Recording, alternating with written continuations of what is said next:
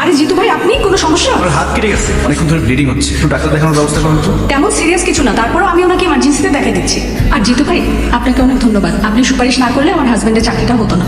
আর মেয়েটাকে একটা ভালো স্কুলে ভর্তি করছি, সব আপনার জন্যই সম্ভব হয়েছে। আরে কি যে বলেন না, একটু ডাক্তার দেখানোর ব্যবস্থা করেন। আচ্ছা আপনি বসেন, আমি অর্ণবকে চা দিতে বলতেছি। চলেন। আমি কি বাঁচবো? কিচ্ছু হয়নি, তেমন কিছু না। করছে তার। রিপন ভাই, যেহেতু তুমি এখানে, তুমি কাঁদতেছো কেন? আমি মনে হয় আর আমার বাচ্চাটাকে আর বাঁচাতে পারবো না। কিন্তু কি বলো, কি হয়েছে? তুমি তো সবই জানো, প্রেম করে বিয়ে করছিলাম, বাচ্চাটা তাড়াহুড়ো করে এনেছিলাম, পরে প্রিম্যাচিউর বেবি হইলো।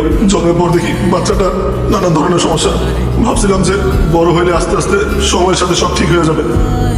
একটু আগে ডাক্তার বললো আমার বাচ্চাটার হার্টে নাকি ছিদ্র, কয়েকদিনের মধ্যে অপারেশন না করলে বাচ্চাটা আমার আর বাঁচবে না। কিন্তু এখন আমি এত টাকা কোথায় পাবো?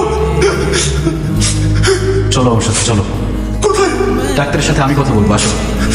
লাভ নাই জিতু, তুমি এমনি অনেক সমস্যায় থাকো, আমার কারণে তোমাকে আর পেন দিতে চাই না ভাই।